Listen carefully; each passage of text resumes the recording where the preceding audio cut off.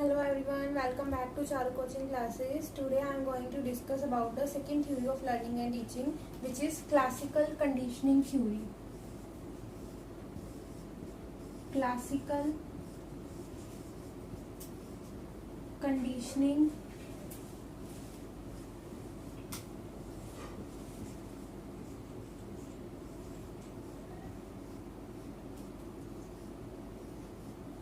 theory.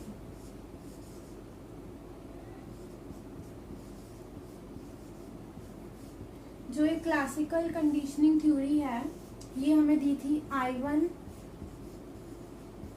Pavlov ने।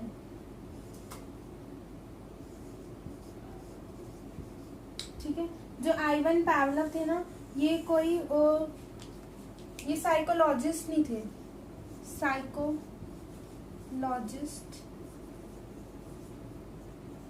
नहीं थे, साइकोलॉजिस्ट नहीं थे, ये क्या थे, फिजियोलॉजिस्ट और एक रशियन साइंटिस्ट थे। तो इन्होंने ये दी थी, ये डिफरेंट एनिमल्स के ऊपर एक्सपेरिमेंट्स करते थे, जैसे डॉग्स, कैट्स, रैट। तो उन्होंने डिफरेंट एक्सपेरिमेंट्स करके देखे थे। तो मैं आपके साथ आज यहाँ पर इसका वन एक्सपेरिमेंट डिस्कस करूंगी जो कि डॉग के ऊपर था। ठीक है, तो डॉग के ऊपर मैं जो एक्सपेरिमेंट आपको बताने जा रही हूँ, डॉग वाला एक्सपेरिमेंट ऑन डॉग। अब डॉग के ऊपर इन्होंने क्या एक्सपेरिमेंट दिया था, इन्होंने बताया था, इन्होंने कहा था कि एक ना हमारा क्या होता है, इस एक्सपेरिमेंट से पहले एक चीज आपके साथ डिस्कस करती हूँ। इन्होंने बोला था कि हमारा एक होता है नेचुरल स्टिमुलस। ठीक है, हमारे पास होता है एक होता है नेचुरल स्टिमुलस,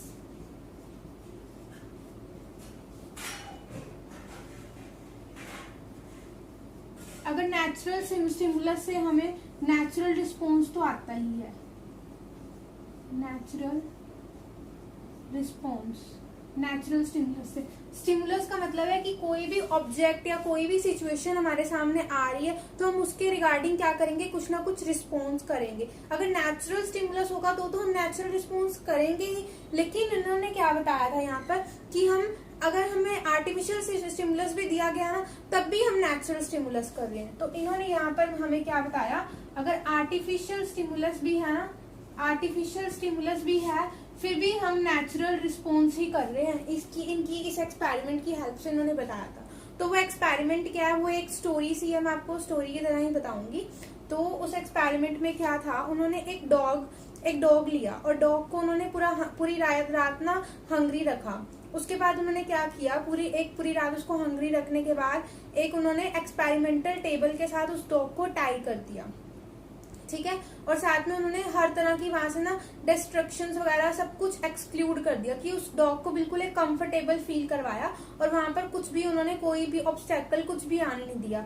इवन जब उस डॉग को उन्होंने फूड भी देना होता था ना, तो भी वो कुछ कंट्रोलिंग डिवाइसेस थे, वही डिवाइसेस की हेल्प से ही वो फूड जाता था। और जो एक्सपेरिमेंट जो पर्सन कर रहा था, ये पावलोव, तो ये खुद भी हिडन थे वहां से, ये खुद भी नहीं वहां पर थे।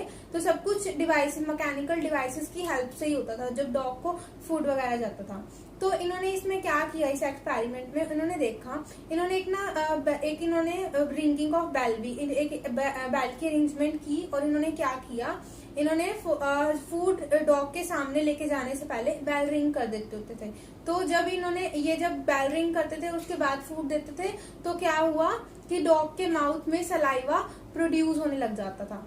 तो इन्होंने ये जो एक्सपेरिमेंट था ना, ये बहुत बार किया, बार बार करके देखा, कि इन्होंने देखा कि जब भी ये बेल रिंग करते हैं तो डॉग के माउथ में सलाइवा प्रोड्यूस होता है, तो ये साथ में ही फूड दे देते हैं। तो बार बार ये एक्सपेरिमेंट करते थे। ठीक है, बहुत बार ये एक्सपेरिमेंट करने के बाद डॉग के माइंड में कंडीशनिंग होगी, कि क्या कंडीशन होगी उसके माइंड में, कि जब भी मेरे पास क्या आएगा, जब भी बेल की रिंगिंग होगी, अपने आप ही फूड यहाँ पर प्रेजेंट होगा। डॉग के माइंड में कंडीशनिंग होगी थी।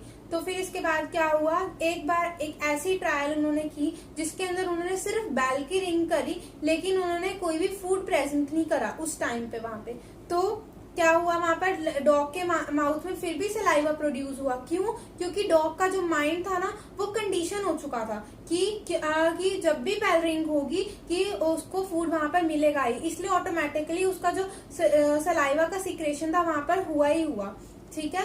तो हमारी इस कंडीशनिंग थ्योरी में भी क्या हुआ कि हम क्या करते हैं कि नेचुरल किया है, नेचुरल स्टिमुलस, अगर नेचुरल स्टिमुलस से नेचुरल रिस्पॉन्स तो आ ही रहा है, लेकिन अगर आर्टिफिशियल स्टिमुलस भी आया ना वहां पर, फिर भी एक नेचुरल रिस्पॉन्स दिखाया उस डॉग ने, है ना, क्योंकि वहां पर सिर्फ बेल की रिंगिंग हुई, लेकिन वहां पर फूड प्रेजेंट नहीं हुआ, फिर भी उस डॉग के माउथ में सलाइवा की सिक्रेशन हुई। तो मैं यहाँ पर आपको बताती हूँ कि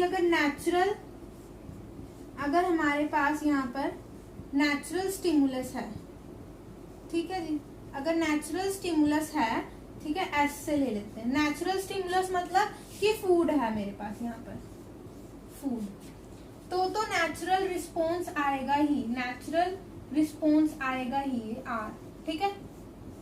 नेचुरल रिस्पॉन्स मतलब सैलिवेशन, कि उसमें सलाइवा प्रोड्यूस होगा ही होगा, सैलिवेशन होगा ही होगा, ठीक है। लेकिन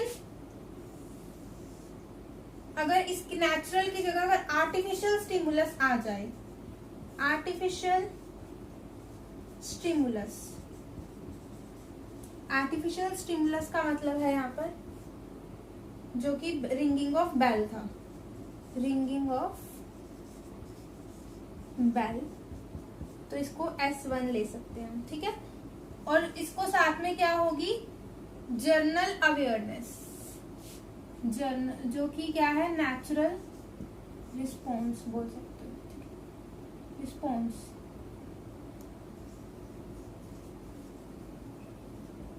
जनरल अवेयरनेस। अगर आर्टिफिशियल स्टिमुलस भी प्रोड्यूस हुआ ना, फिर भी क्या हुआ, उसने फिर भी नेचुरल रिस्पॉन्स ही दिया, उसने फिर भी सलाइवा को प्रोड्यूस किया। तो इस कंडीशनिंग थ्योरी में भी यही है कि वो क्या होगा कि अगर नेचुरल स्टिमुलस उस टाइम पे नहीं भी प्रेजेंट था, फिर भी उसने क्या किया, सलाइवा को प्रोड्यूस किया। तो लर्निंग भी एक तरह से हमारी ना एक हैबिट फॉर्मेशन हो जाती है। अगर चीज हमने कोई लर्न कर ली ना, तो हमारे बिहेवियर में वो चीज हमें दिखने लग ही जाती है, कि अगर कोई हमें नहीं भी बताएगा ना, फिर भी हम उसके अकॉर्डिंग वर्क करना स्टार्ट खुद ही कर देते हैं। तो हमने इस थ्योरी से ये सीखा, ठीक है, कि डॉग का माइंड क्या हो गया था, एक कंडीशन हो गया था कि हाँ, अगर वो जब भी बेल की रिंगिंग होगी, मेरे माउथ से मेरे को फूड वहां पर मिलेगा ही मिलेगा, लेकिन एंड में जाकर वहां पर नहीं मिला। वो आर्टिफिशियल स्टिमुलस की हेल्प से भी नेचुरल रिस्पॉन्स वहां पर हमें दिखा ही दिखा, ठीक है।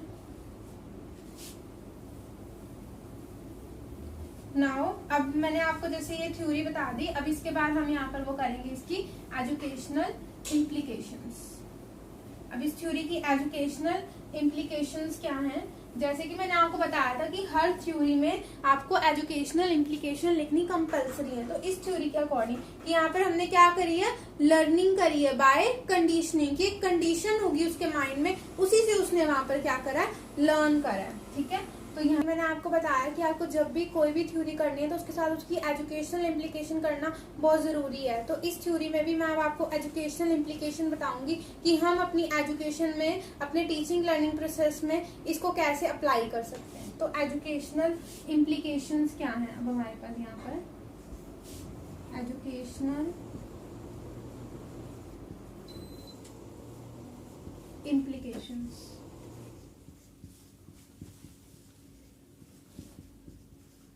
कि एजुकेशन में कहाँ पे अप्लाई हम कर सकते हैं। Motivating the students,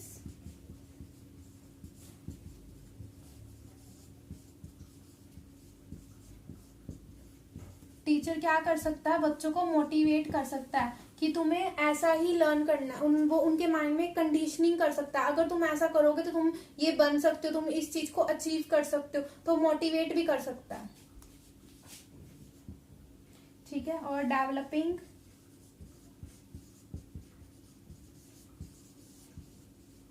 good habits, ठीक है, टीचर क्या कर सकता है, अपने बच्चों के अंदर गुड हैबिट्स को भी डेवलप कर सकता है कि अगर आप ये काम गलत करोगे तो आपको ये पनिशमेंट मिलेगी। तो बच्चों के माइंड में एक कंडीशनिंग हो जाती है वहां पर कि अगर हमें पनिशमेंट नहीं ले रही तो हमें ऐसा नहीं करना। तो वो क्या करते हैं, वहां पे उनके अपने आप ही गुड हैबिट्स डेवलप होनी शुरू हो जाती हैं वहां पर, ठीक है। Helpful in discipline,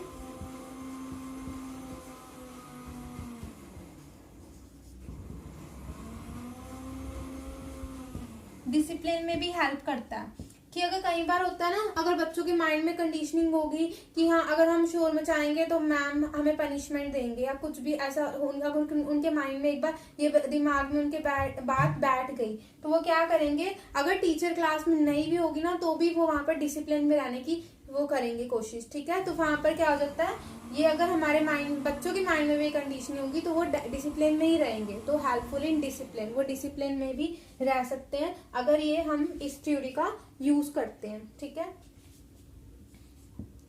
helpful in adjustment, helpful in adjustment, अगर बच्चों के अंदर गुड हैबिट्स होंगी, वो डिसिप्लिन में रहेंगे तो अपने आप ही क्या होगी, वो अच्छे से ही एडजस्ट कर सकेंगे। ठीक है, हेल्पफुल इन लर्निंग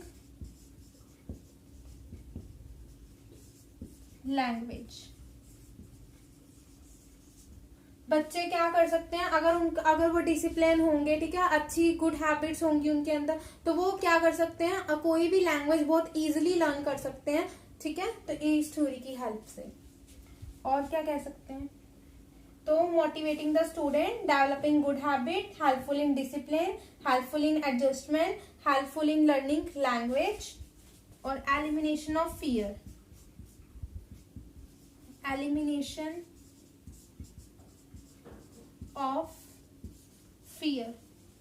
तो बच्चों के माइंड में जब भी अगर हमने कोई भी चीज लर्न कर ली, ठीक है, तो क्या होता है, हमारे दिमाग से फियर वगैरह सब कुछ चला जाता है ना। अगर हम ये चीज को सीख चुके हैं तो हम क्या कर सकते हैं, इस थ्योरी की हेल्प से, अगर उसके माइंड में कंडीशनिंग बन गई है कि हाँ मैं ये काम कर सकता हूँ, तो फिर क्या हो जाएगा, हर तरह के फियर वहां पर हम एलिमिनेट कर सकते हैं कि हमें किसी चीज से भी कोई भी डर नहीं लगेगा उसके बाद। ठीक है, तो ये सारी हमारी क्या है, एजुकेशनल इम्प्लीकेशंस हैं। हम ऐसे ऐसे इसको अपनी टीचिंग लर्निंग प्रोसेस को इफेक्टिव बनाने के लिए हेल्प, या फिर टीचर इन चीजों को यूज करके अपने बच्चों को सिखा सकता है। क्या कर सकता है, मोटिवेट कर सकता है बच्चों को, अच्छी हैबिट्स डेवलप कर सकता है, डिसिप्लिन मेंटेन कर सकता है, और एडजस्टमेंट में भी उनको हेल्प कर सकता है, और लर्निंग, हम कोई भी किसी भी तरह की लैंग्वेज बहुत इजीली से सीख सकते हैं, और एलिमिनेशन ऑफ फियर, हम फियर को भी एलिमिनेट कर सकते हैं with the help of this theory. Thank you so much for watching. I hope you all like this video. Please do like and subscribe for more update, and don't forget to press the bell icon.